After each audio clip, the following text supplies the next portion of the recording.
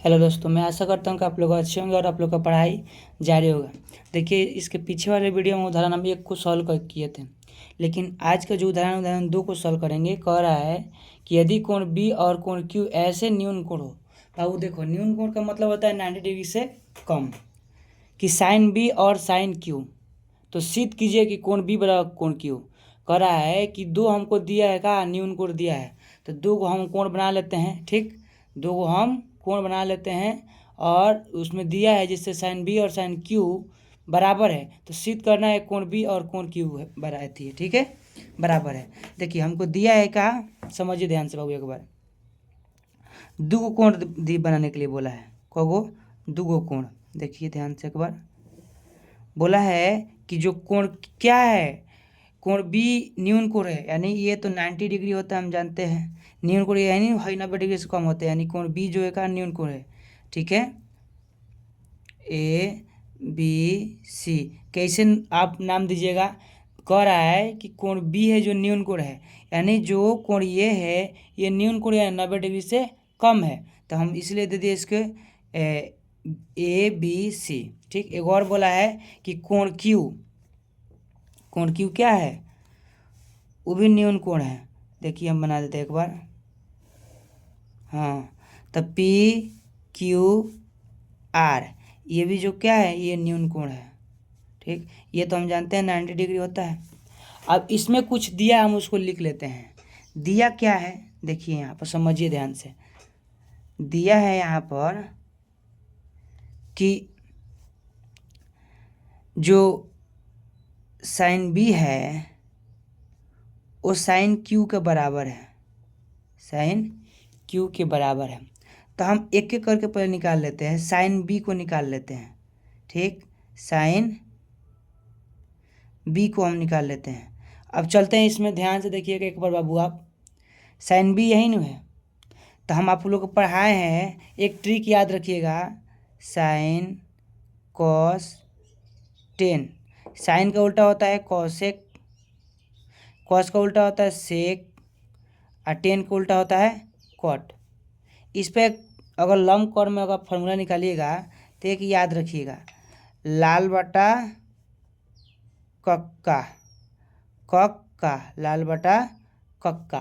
ठीक, यानी जो साइन का फॉर्मूला होगा वो लंब बटा कोण होगा, जो कॉस का होगा वो आधार बटा कोण होगा, जो टेन का होगा लंब बटा आधार होगा। लेकिन जब साइन का उल्टा कॉसेक होता है तो कॉसेक का फॉर्मूला क्या, कोण बटा लंब। लेकिन साइन क्या होगा, लंब बटा कोण, कॉस का आधार बटा कोण, टेन का लंब बटा आधार। तो बस अगर आपको कॉसेक का पूछेगा तो इसको उल्टा कर दीजिएगा, साइन को उल्टा कर दीजिएगा तो क्या होगा, कोण बटा लंब। तो क्या है फॉर्मूला हमारा, लंब बटा कोण। ठीक, इसमें कोण कितना है बताइए तो। देखिए ये पूछा है कोण, इसके जस्ट सामने वाला क्या होता है, कोण होता है। कोण के जस्ट सामने वाला क्या होता है, लंब होता है। जो बच जाता है क्या होता है, वो आधार होता है। ठीक, तो बताइए इसमें लंब कौन है। कहिएगा सर लंब इसमें ए सी है। कोण कितना है, कहिएगा सर कोण इसमें ए बी है।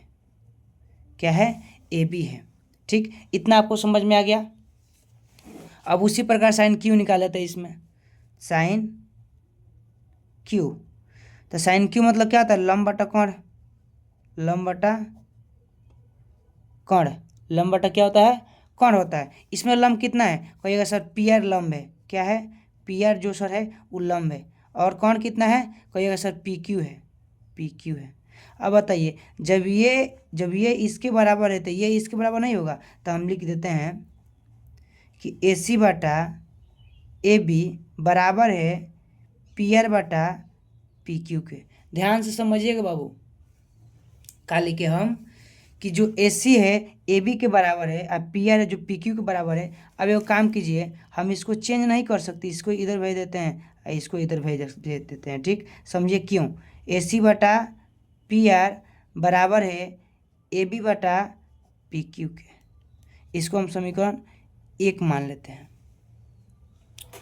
जब हम इसको समीकरण 1 मान लिए बाबू, तो अब क्या करेंगे समझिए एक बार ध्यान से। अब हम जान गए कि ये भुजा है जो इसके बराबर है, यानी कहने का मतलब जो AC है वो PR के बराबर है और जो AB है वो PQ के बराबर है। यानी कहने का मतलब लंब लंब के बराबर आ गया। जो लंब है यानी इसको मतलब लिखे हैं, क्यों इस ऐसे लिखे हैं, चेंज क्यों किए हम, चेंज इसलिए किए हैं कि जो AC है, ये जो AC है वो PR के बराबर है। वो क्या है, PR का बराबर है। लेकिन जो AB है, जो AB यानी जो कण है, ये वाला जो AB है वो PQ यानी इसके बराबर है। जब हम इतना जान गए तो हम ये भी जानते हैं कि BC जो BC है वो QR चाहे PR के बराबर होगा। यहाँ पर हम लिख देते हैं कि जो BC है वो QR के भाई बराबर होगा, जो BC है वो QR के बराबर होगा, मान के चलते हैं। ठीक, इसको समीकरण हम 2 मान लेते हैं। क्या मान लेते हैं, समीकरण 2 मान लेते हैं। इतना कर लिए। अब हम क्या करेंगे, दोनों त्रिभुज में पाइथागोरस प्रमेय लगाएंगे। अब एक काम कीजिए, इसको हम के मान लेते हैं। क्या मान लेते हैं, इसको के माना के। अब क्यों माना है के, आप एक बार समझिएगा जब आगे हम बनाएंगे तो। अब बाबू इसमें क्या करेंगे, समझो ध्यान से, इसमें दोनों में पाइथागोरस प्रमेय लगाएंगे। तो लिखेंगे यहाँ पर त्रिभुज ABC और त्रिभुज ABC और PQR और त्रिभुज PQR, त्रिभुज PQR में क्या करने पर, पाइथागोरस बाबू समझिए ध्यान से, पाइथागोरस प्रमेय लगाने पर, प्रमेय लगाने पर, चलिए इसमें लगाते हैं। त्रिभुज ABC में पाइथागोरस प्रमेय लगाते हैं तो क्या होता है, कर्ण का वर्ग बराबर होता है लंब का वर्ग प्लस आधार का वर्ग।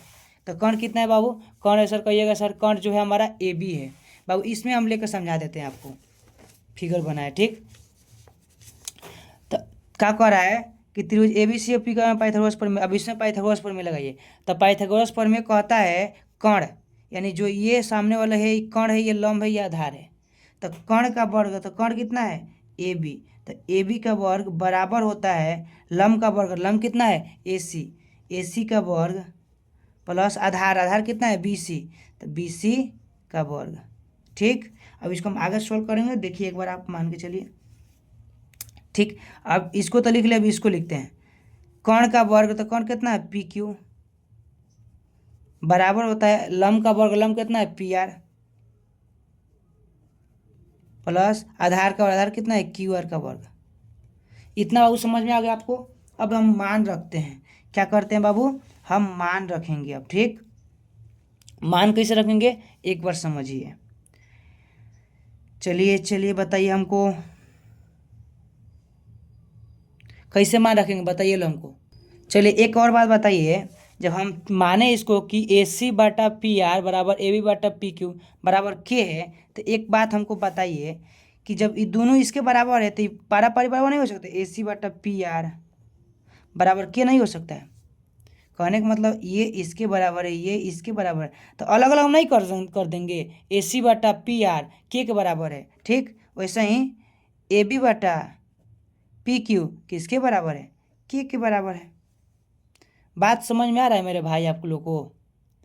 आप समझिए, अगर हम AC निकालते हैं तो KPR नहीं लिख सकते हैं, KPR। अगर यहाँ से हम AB निकालते हैं AB, तो हम इसको KPQ नहीं लिख सकते हैं, KPQ।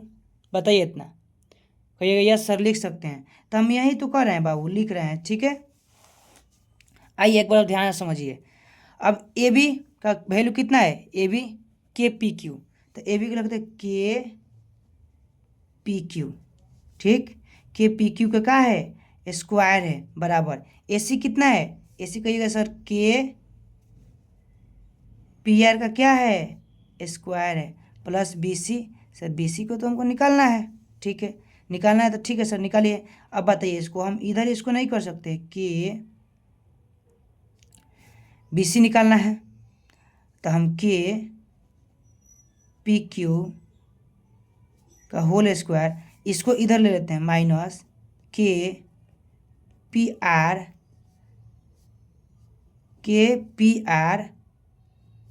का होल स्क्वायर बराबर BC का स्क्वायर। अब चलिए, इतना बाबू आप लोग को समझ में आया, कहिएगा यस सर आ गया। ठीक, हम जानते हैं आपको समझ में आ गया होगा। अब एक और बात बताइए हमको कि जब हम ऐसे कर लिए, मतलब इतना सॉल्व कर लिए, तो हमको क्या चाहिए? हमको चाहिए BC चाहिए। ठीक, तो BC चाहिए हमको। तो एक और बात बताइए, PQ की जगह हम इतना वैल्यू नहीं रख सकते हैं? जो PQ का वैल्यू है इतना, हम इतना वैल्यू नहीं रख सकते हैं। चलिए रखिए, PQ की जगह इतना रखिए, तब जाकर समझ में आएगा कि कितना है PQ की जगह। PR², चाहे वो काम कीजिए, इसको अलग अलग कीजिए, K², उसके बाद क्या बच गया? PQ का होल स्क्वायर माइनस K², उसके बाद PR का होल स्क्वायर बराबर BC का होल स्क्वायर। अब रखिए PQ² वैल्यू कितना? इतना है, रखिए। K² कितना है? PR का होल स्क्वायर प्लस PR का होल स्क्वायर प्लस QR का होल स्क्वायर। इतना समझ में आ गया? माइनस K², उसके बाद PR का होल स्क्वायर बराबर कितना है बाबू? BC का होल स्क्वायर। यहाँ पर हम इसको लिखते हैं, चलिए इसको गुणा कीजिए। K², इसको अंदर से गुणा कर दीजिए पारापारी ऐसे, तो K² PR² plus K² QR² minus K² PR का होल स्क्वायर बराबर BC का होल स्क्वायर। चलिए बताइए, ये प्लस है, ये माइनस है, कट गया। कहिएगा यस सर, कट गया। ठीक, अब बताइए क्या बचा? K² QR का होल स्क्वायर बराबर क्या बच गया? BC का होल स्क्वायर। इतना बच गया, बोलिए इतना बचा कि नहीं बचा? बचा नो? तो हमको बताइए, जब यहाँ से हम BC निकालेंगे तो रूट चढ़ेगा, K² बराबर QR का होल स्क्वायर बराबर BC। बताइए दो गो है, रूट में जब रहता है K² है तो यहाँ से K निकलेगा, यहाँ Q² है तो यहाँ से QR निकलेगा, यानी हमको BC मिल गया। BC मिल गया तो हमको एक और बात बताइए आप कि हम BC के जगह यहाँ पर हम कैसे लिखना है, हम ये भी बताएंगे। है समीकरण 2 में BC बटा QR है, तो क्या BC के जगह QR नहीं लिख सकते हैं? BC की जगह QR, बताइए क्या करना है? BC बटा QR, तो BC की जगह बाबू KQR नहीं लिख सकते? KQR बराबर QR, तो QR है, तो QR से QR कट जाएगा, QR से QR कट जाएगा, तो कितना बचा बताइए? समझ में आया? यानी हमको क्या देखा यहाँ पर? K मिला। हम ये देख रहे हैं, वो उस समय से हम मिला रहे हैं कि ई भी जो AC बट्टा PR K के बराबर है, AB बट्टा PQ K के बराबर है, तो BC बट्टा QR ये भी तो K के बराबर आ गया नो, ये भी K के बराबर आ गया। तो हम लिखेंगे, क्या लिखेंगे कि देखो, हम लिखेंगे यहाँ पर साइड में कि समीकरण कितना है बाबू? इसको कितना मान लेते हैं हम? कितना माने समीकरण? एक बार चलते हैं, 2 मान लिए हैं, उसके बाद यहाँ पर हम इसको 3 मान लेते हैं, सॉरी 2 मान लिए, यहाँ पर इसको 3 मान लेते हैं, इसको 4 मान लेते हैं, इसको 5 मान लेते हैं, इसको 5 मान लेते हैं, और इसको 6 मान लेते हैं। तो समीकरण कितना? 1 और 6 से समीकरण 1 और कितना 6 से क्या लिख सकते हैं बाबू? बताइए हमको, कहिएगा सर। लिख सकते हैं आप कि AC बटा AB, AC बटा AB, AC बटा, आप सर लिख सकते हैं AC बटा PR, सर आप लिख सकते हैं AC बटा PR, और कहाँ गया बाबू बता देते हैं, AC बटा PR बराबर है AB बटा PQ और बराबर है BC बटा QR। ठीक, तो कल लिखेंगे AC बटा PR, AB बटा PQ और BC बटा QR। इतना हम लिख दिए। अब क्या लिखना है? लिखेंगे अतः भुजा भुजा यानी भुजा भुजा बराबर किए हैं, भुजा भुजा, इसको शॉर्ट एस एस एस कसौटी, भुजा भुजा समरूपता से, समरूपता से, तब लिखेंगे भुजा भुजा समरूपता से, तब कोण जो बी है वो कोण क्यू के संगत कोण है, संगत कोण है, संगत मतलब बराबर कोण है। इतना आप लोगों को समझ में आ गया। देखिए लिखना कैसे हम ये बता देते हैं। पहले ये फिगर बना लेना है, उसके बाद ऐसे लिखना है, ये यहाँ तक लिखना है, ये यहाँ तक लिखना है, ठीक। उसके बाद आप क्या करना है कि इसको साइड में लिख दिए और इसको साइड में लिख दीजिएगा कि आप आसानी से इसको उतार सकेंगे, ठीक। उसके बाद यहाँ ये उतारना है, उसके बाद ये उतारना है, उसके बाद आपको ये उतारना है, ठीक। फैन से एक बार समझ लीजिए। पहले ये फिगर बना लेना है, फिगर बनाने के बाद इसको ऐसे लिखते चलना है, लिखते चलना है, और इसको साइड में हम लिख दिए, इसलिए लिखें क्योंकि साइड में हम लिख दिए कि मान उसको आसानी से हम रख लेंगे। साइड में लिखें, यहीं तो लिखे हैं कि जो ए सी है पी आर के बराबर है, तो यहाँ पर ए सी बटा पी आर के और ए बी बटा पी क्यू के, तो हम इसमें साइड में लिख दिए कि मान रखने में हमको दिक्कत नहीं होगा, आप समझ सकते हैं, ठीक। और इतना कर दिया और इसको यहाँ लिखे और इसको यहाँ से लिखे, ठीक। ये यहाँ है, उसके बाद यहाँ से ये है, ठीक, यहाँ से ये है, और उसके बाद इसको तो हम मान लीजिए कि इसके बाद ये लिख लीजिएगा, इसके बाद आप ये लिख लीजिएगा, उसके बाद ये है और इसके बाद ये है। इतना आप बना लीजिएगा, आपको फुल अंक मिल जाएगा। धन्यवाद, वीडियो पसंद में आया।